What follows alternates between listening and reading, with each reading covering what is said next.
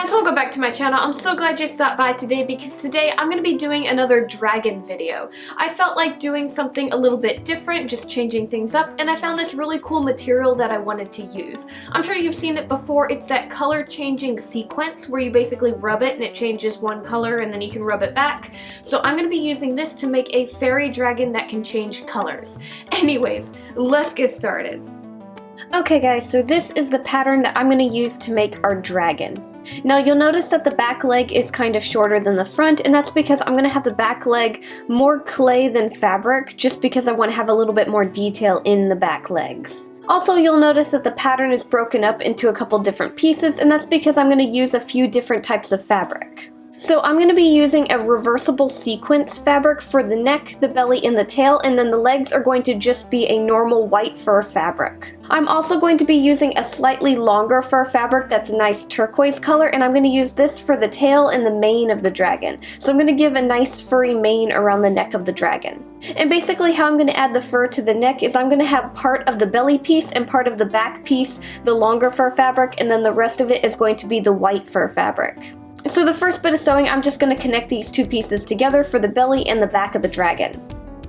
These two patterns are basically the same size, so you don't need to worry about mixing up the belly piece along with the back piece. They're basically interchangeable. Now we're going to sew the sides of the dragon together. So I've got my sequins and my white fur fabric laid out, and I got to sew these together. So I'm just going to connect everything together. I'm also sewing on the long turquoise fabric to the end of the tail. Okay, we're done connecting everything together to make the sides of the dragon, and now we're going to work on the legs. So basically, I'm just going to take the inside parts of the legs and I'm going to lay them out, and we're going to sew down just the front of them. I'm going to leave the back open, that way it's a lot easier to put everything together, especially since we're going to have this piece have a wire frame. Now we're going to take one of those strips of fabric and we're going to use that for the belly piece and connect everything together. So I'm just going to sew one side of the body piece on one side of the belly piece, and I'm going to do the same thing to the other side. And that's basically how I'm going to make the body of the dragon. I do have to wait on adding the back of the dragon to the piece until we're all finished, but before I do that, I do want to add a little bit of decoration to it. So what I'm going to actually be doing is I'm going to be cutting little slits in the fabric, and I'm going to be sewing some scale mail into the fabric. These are basically little metal plates that are bent a little bit to have more of a scale shape, and they're used a lot of the time in chainmail. So basically I'm going to cut a little slit into the fabric, and I'm going to take a few of the scale mail and I'm going to run them through the fabric. Then I'm going to take my needle and thread and sew them into place. And because the scale mail has a nice little hole at the base of it, we can use that to connect it to the fabric. And I'm basically just going to be doing this over and over again, keep going down the back of the dragon until I get to a point where I want to stop. You're welcome to go as far as you want, and you can even go into the mane if you want. I just didn't want any scales into the mane. I wanted it to be more of a furry texture. While I'm doing this, I'm also trying to make them lay correctly like normal scales. So one row is going to have 3 scales, the next is going to be 2, and then the following one is going to be 3, and then you're going to keep going 3, 2, 3, 2 until you get to the end. If you're doing a wider piece of fabric, you'll probably need to use more scales. Okay, that's basically all the sewing we can do right now, so we're going to move on to making the clay pieces. So I'm probably going to start with the head first, and then we'll move on to making the feet. So the type of clay I'm using for this is original Sculpey clay. It bakes in your normal kitchen oven, so it's really easy to use at home. So what I'm doing is I'm taking a lump of tinfoil. I have it roughly shaped into the idea of what I want the head to look like, and I'm going to use this for the middle of the head. This is going to be basically the core of the head, and you're going to pretty much layer your clay on top of it to make a nice thick layer. So I'm just going to completely cover my tinfoil in clay. Once I have that completely covered, I'm going to smooth everything out until it's nice and even, it doesn't have any bumps or anything in it, and then I'm going to start adding the facial details. So the first thing I want to work on is going to be the eyes. So I need to mark where they're going to go and then start adding clay where they're going to be. So basically I'm going to use my thumbs and I'm going to just push them into the clay and mark where I want them, and then I'm going to use some balls of clay, and these are going to be the eyes. So I'm going to push them into the spot where I have marked, and then I'm going to use strips of clay to make the eyelids and blend everything together. With this dragon, I'm going for more of a childlike fairy design, so I want the eyes to be very large. So I'm going to make sure to make them pretty big, that way I can do a lot of detail on the decoration of the eyes. Now with this dragon, I also decided that I wanted to add a little bit of an armor look to it, kind of like it has a helmet or a headpiece. So I'm just going to kind of go around the eyes a little bit to make it look like they're framed a bit, and then I'm going to add some more clay here and there to decorate it. I'm also using little pieces of sea glass to decorate the helmet, so I'm just going to be sticking these into the clay a little randomly just to make it look kind of cute, and then I'm going to add clay around this to make it look like it's part of the helmet. So all I'm doing now is taking little balls of clay and I'm going around the pieces of glass just to make sure everything's locked into place, and then I'm going to use my tools to kind of decorate these a little bit. After thinking about it, I decided that I wanted this dragon to have a beak instead of like a normal reptile mouth, so I'm going to start adding a little bit of clay to the end of the nose and start blending everything together to make more of a beak shape.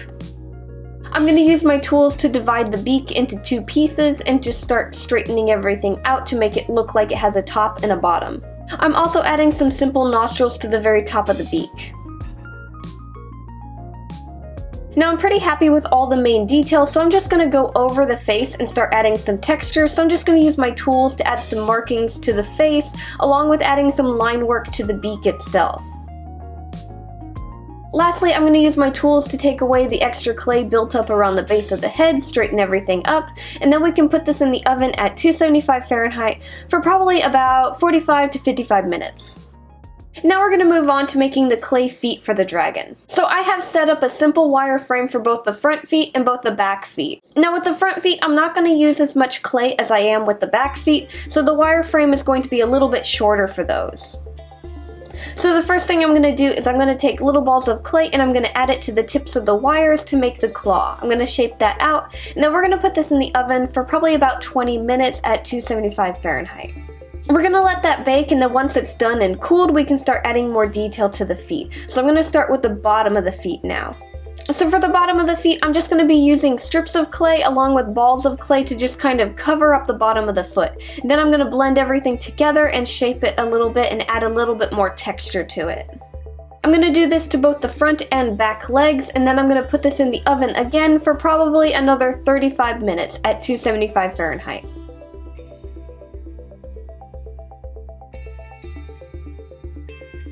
And then once that's out of the oven, we can start working on the front of the feet. For the front of the feet, I want to have more of a scale texture to them, so I'm going to roll out a bunch of little balls of clay and we're going to add that to the front of the feet. So I'm just going to be layering these balls of clay going down the foot and going down all the toes. Once I have everything covered, I'm going to straighten everything up with my tools, and then we're going to bake this for one final time, probably for 45 minutes at 275 Fahrenheit. Once all of our clay pieces are done baking, we can move on to painting them. Okay, all of our clay pieces have cooled from baking, and now we can start on the painting. So I'm going to first primer everything with a nice white paint, mainly because the body is going to be kind of white and pink, and I figured it'd be best to start with white first, and wherever I want to add pink, I can add it later. That way I don't make it super bright. So I'm going to primer all those pieces, let them dry, and then we can start adding more detail to them.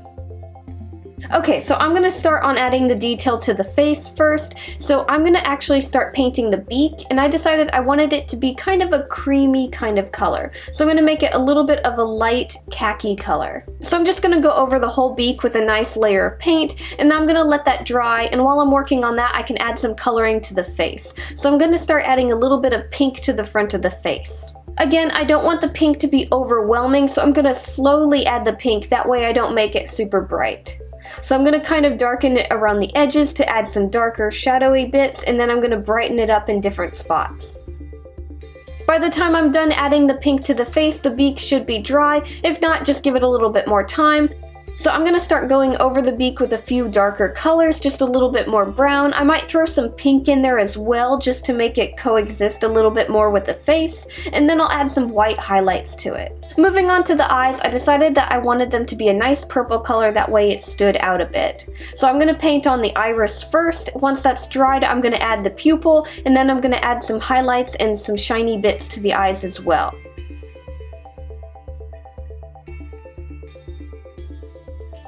Lastly, we need to paint our helmet. So I'm going to be using a gold modeling paint for this, and I'm just going to go over the parts of the helmet. I'm going to do my best not to get the modeling paint on the glass pieces, just because the modeling paint is really hard to get off of surfaces. Okay, now we're going to start on all the feet. So the first thing I'm going to be doing is I'm going to add some pink to the bottoms of the feet. And just like the face, I'm slowly adding pink, that way I don't make it super bright, it's more of an opaque pink.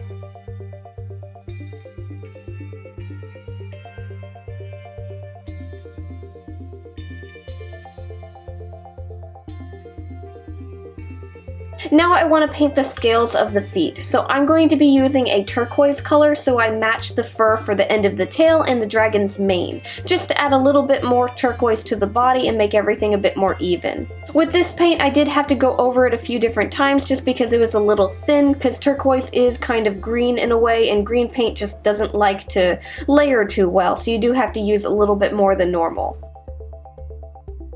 Lastly, just to add a little bit more gold to the dragon, I'm going to use that same modeling paint that we used on the helmet to paint the claws. I'm also going to add a little bit more to the back of the feet just to decorate them a bit.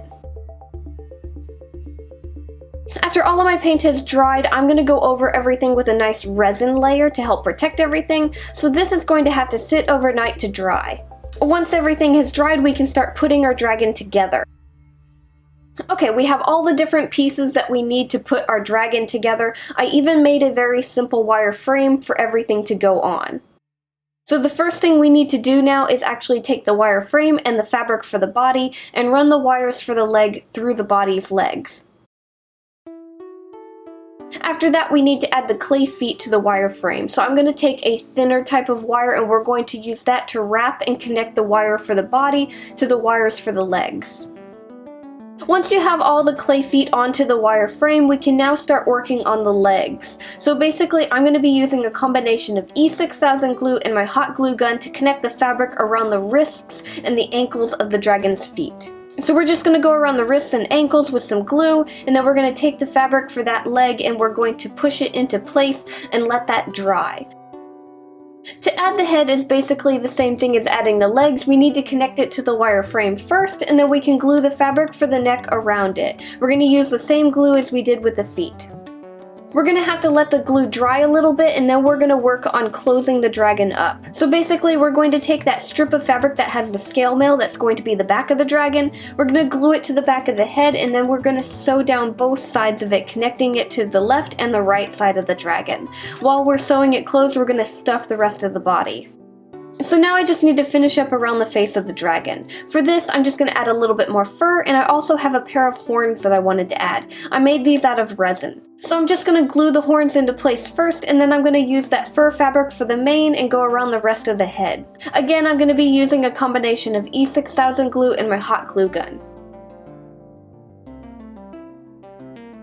After that, we're just going to have to set our dragon off to the side to dry a little bit, and we're pretty much all done.